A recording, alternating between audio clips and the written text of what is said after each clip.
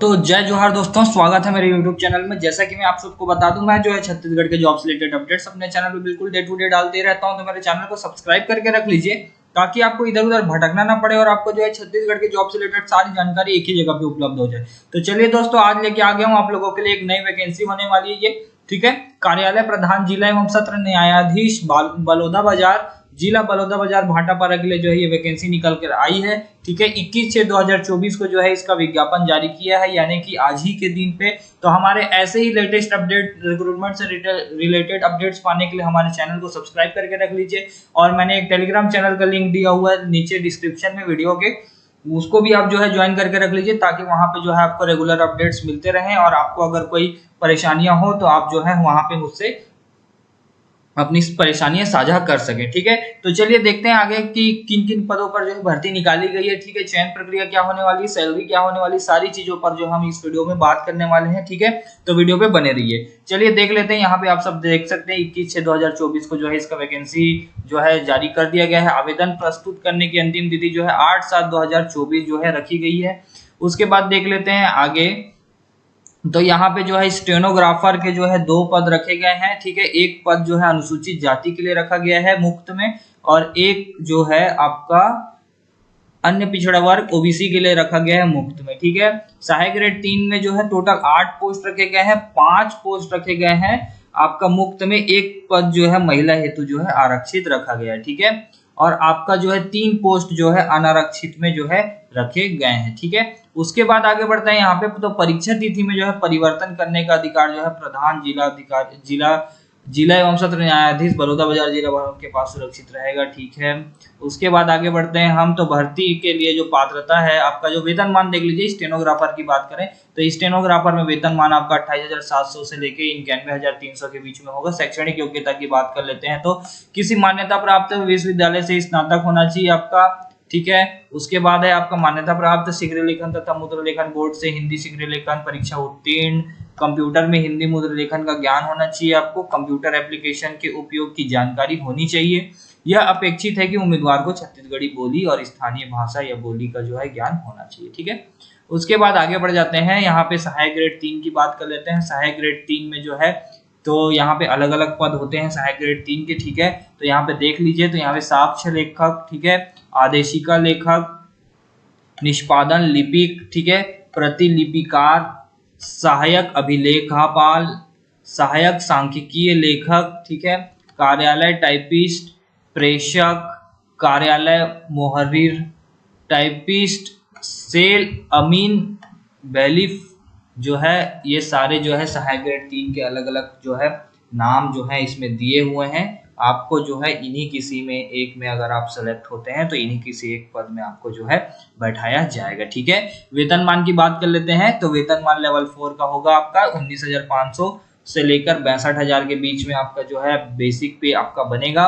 उसके बाद बात कर लेते हैं। तो किसी मान्यता प्राप्त विश्वविद्यालय से स्नातक होना चाहिए आपका। जो है कंप्यूटर में 1 वर्षीय डिप्लोमा होना चाहिए। कंप्यूटर में हिंदी इंग्लिश मुद्रा लेखन का ज्ञान होना चाहिए, ठीक है। यह अपेक्षित है कि उम्मीदवार को छत्तीसगढ़ी बोली और स्थानीय भाषा आनी चाहिए, ठीक है। उसके बाद आगे बढ़ जाते हैं। तो महत्वपूर्ण निर्देश दिए हुए हैं, इसे एक बार देख लेते हैं। तो यह सुनिश्चित करने की जिम्मेदारी स्वयं आवेदक की होगी कि वे आवेदित पद के लिए निर्धारित समस्त अर्हताओं का, यानी कि आपको जो है वार्निंग दिया जा रहा है कि आप जो है सारे की सारी चीजों के लिए जवाबदार होंगे। अगर आपने जो है मतलब कि आपको समझ में आना चाहिए कि आप जो है इसके लिए एलिजिबल हैं या नहीं है, उसके बारे में यहाँ पे बोल रहा है, ठीक है। उसके बाद आयु सीमा एवं पात्रता की बात करें। यहाँ पे जो है कार्यरत शासकीय सेवक को छूट होगी किस चीज के लिए, आवेदक का रोजगार कार्यालय में जीवित पंजीयन होना चाहिए बोल रहा है, ठीक है। अगर आपका जीवित पंजीयन नहीं है तो आप जो है शासकीय सेवक होने चाहिए, तब आपका जीवित पंजीयन नहीं होगा तो आपको चलेगा, नहीं तो फिर आपके पास होना ही चाहिए, ठीक है। अभ्यर्थी रोजगार कार्यालय का जीवित पंजीयन क्रमांक उल्लेखित करते हुए रोजगार कार्यालय के पंजीयन स्वास्थ्य स्वयं द्वारा प्रमाणित छायापत्री संयोग करना है आपको, ठीक है। कोई भी उम्मीदवार जिसने विवाह निर्धारित पूर्व, ये तो भी आपको पता ही होगा। उसके बाद आपका उच्चतर आयु जो है 40 वर्ष रखी गई है, ठीक है। 1/1/2023 को जो है 18 वर्ष से कम नहीं होनी चाहिए तथा 30 वर्ष से अधिक नहीं होनी चाहिए, ठीक है।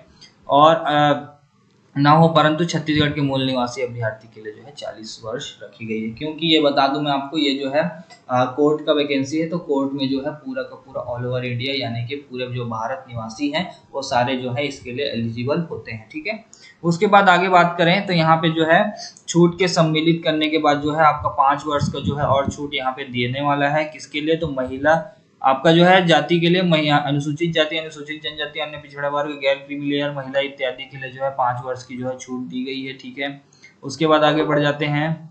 तो चयनित उम्मीदवार द्वारा जो है प्रस्तुत शैक्षणिक योग्यता, जाति, निवास प्रमाण पत्र फर्जी पाए जाने पर आपको जो है तुरंत ही बर्खास्त कर दिया जाएगा और दंडनीय जो है कार्यवाही आपके ऊपर की जाएगी। ठीक है, उसके बाद आगे बढ़ते हैं। आवेदन आपको कहाँ करना है, कैसे करना है, उसको देख लेते हैं। तो यहाँ पे आपको आवेदन पत्र जो है, ऑफलाइन आवेदन पत्र है, आपको उसको फिल करना होगा। सारे डॉक्यूमेंट्स का जो है फोटोकॉपी आपको अटैच करना होगा और साथ में जो है उसके बाद आपको एक लिफाफा तैयार करके उसको पोस्ट करना होगा। कहाँ? तो कार्यालय प्रधान जिला एवं सत्र न्यायाधीश, बलौदा बाजार, छत्तीसगढ़ के कार्यालय में जो है रखे गए बॉक्स पर निर्धारित अवधि तक डाल सकते हैं। सॉरी, मैंने एक चीज गलत बोल दी, आपको पोस्ट नहीं करना है, आपको जो है वहां के रखे गए जो है बॉक्स है वहां पे आपको जो है ये आवेदन आपको लिफाफे के अंदर डालकर जो है आपको उस बॉक्स में डालना है। ठीक है, जो कि 8/7/2024 को समय 5 बजे तक जो है प्राप्त हो जाने चाहिए। ठीक है ना।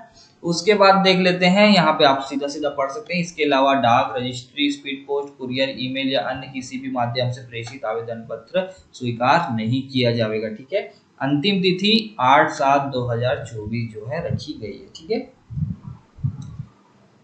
उसके बाद देख लेते हैं, आगे बढ़ते हैं। यहाँ पे तो नियुक्ति हेतु चयन विधि जो है क्या होने वाली है, तो यहाँ पे देख लीजिए। तो अभ्यर्थियों को जो है सबसे पहले लिखित परीक्षा आयोजित की जाएगी और लिखित परीक्षा के पश्चात कौशल या साक्षात्कार परीक्षा जो है लिया जाएगा। ये दोनों पद के लिए इसमें जो है होने वाला है। तो आपका यहाँ पे देख सकते हैं, स्टेनोग्राफर के लिए पढ़ सकते हैं, लिखित परीक्षा आयोजित की जाएगी जिसमें सामान्य ज्ञान, ठीक है, ये सारे जो है यहाँ पे सिलेबस भी दे दिया गया है, सारी चीजें दे दी गई है। इस प्रकार 50 अंक का जो है आपका पेपर होगा, 30 मिनट का पेपर होगा, 25 क्वेश्चन रहेंगे। ठीक है, उसके बाद जो क्वालिफाई कर लेगा उसको जो है कौशल परीक्षा के लिए बुलाया जाएगा। यहाँ पे आपको जो है पढ़ सकते हैं 100 शब्द प्रति मिनट की गति से 5 मिनट में करीब 500 शब्द का जो है हिंदी थ्रू श्रुत लेख जो है डिक्टेशन दिया जाएगा, जिसे परीक्षा की निर्धारित समय 50 मिनट की सीमा में शुद्धता से कंप्यूटर में टाइप करना होगा। प्रत्येक शुद्धता के लिए अशुद्धि के लिए एक अंक काटा जाएगा। कौशल परीक्षा जो है 500 अंक की होगी। उसके बाद देख लेते हैं आगे, तो कि आपका जो है उम्मीदवारों को स्टेनोग्राफर हिंदी के पद संबंधी कंप्यूटर में हिंदी टाइपिंग की गति 5000 की डिप्रेशन प्रति घंटा में आपका जो है कौशल परीक्षा लिया जाएगा। सहायक ग्रेड 3 की बात कर ले तो यहाँ पे भी आपका जो है लिखित परीक्षा आयोजित की जाएगी। यहाँ पे आपका सिलेबस देख सकते हैं, 25 क्वेश्चन होंगे, 2 अंक होंगे एक क्वेश्चन के लिए, टोटल 50 अंकों की पेपर होगा और 30 मिनट इसमें जो है रखा जाएगा। ठीक है, फिर कौशल परीक्षा की बात करें तो जो उम्मीदवार चयन किए जाएंगे उनका जो है कौशल परीक्षा होगा, जिसका 250 शब्द में जो है आपका हिंदी एवं इंग्लिश जो है मिश्रित गद्यांश को जो है 10 मिनट के अंदर आपको जो है कंप्लीट करना होगा। ठीक है, प्रत्येक त्रुटि और अशुद्धि के लिए जो है 1 अंक काटा जाएगा। कौशल परीक्षा जो है 250 अंक की होगी। ठीक है, उसके बाद बात कर लेते हैं, तो उम्मीदवारों को सहायक ग्रेड 3 पद के संबंध में कंप्यूटर में हिंदी टाइपिंग की गति 5000 की डिप्रेशन प्रति घंटा संबंध में कंप्यूटर के ज्ञान के संबंध में कौशल परीक्षा जो है ली जाएगी। महत्वपूर्ण टिप दे दिया गया है यहाँ पे, बिंदु क्रमांक 1, 2 एवं 3B1-2 के संबंध में जो है कौशल परीक्षा जो है Ubuntu Linux, Libre Office, Hindi वेदमाता, विंडोज, ठीक है, OS, MS Word, Kruti Dev में जो है ली जाएगी। ठीक है, इसमें से किसी भी एक में, या फिर आपको वहां पे ऑप्शन दिया जा सकता है कि आप किस में टाइपिंग करना चाहते हैं, तो आप देख लीजिएगा। ठीक है, तो आपको जो है सारी चीजों का जो है ज्ञान होना चाहिए।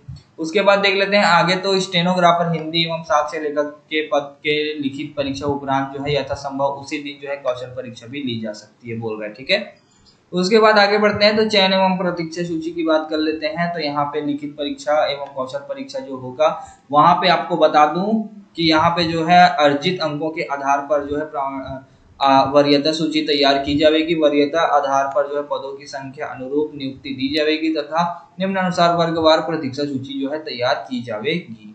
उसके बाद बात कर लेते हैं समान अंक प्राप्त होने की स्थिति में जन्म तिथि के आधार पर वरीयता तय की जाएगी और जिस अभ्यर्थी की जन्म तिथि पहले होगी उसको प्राथमिकता दी जाएगी। ठीक है, उसके बाद आगे बढ़ते हैं। तो यहाँ पे और मुझे लग नहीं रहा आपको बताने लायक। अगर आपको और कोई डाउट होता है तो आप मुझे कमेंट कर दीजिएगा या टेलीग्राम चैनल में मुझे मैसेज कर सकते हैं। ठीक है, यहाँ पे आवेदन का प्रारूप आप देख लीजिए। आवेदन प्रारूप फिल करने में भी अगर कोई परेशानी है तो उसके लिए भी आप मुझसे पूछ सकते हैं। ठीक है, तो दोस्तों आज के वीडियो में इतना ही था। वीडियो को पसंद आया होगा तो वीडियो को लाइक और वीडियो को शेयर जरूर से कर दीजिएगा। जितने भी आप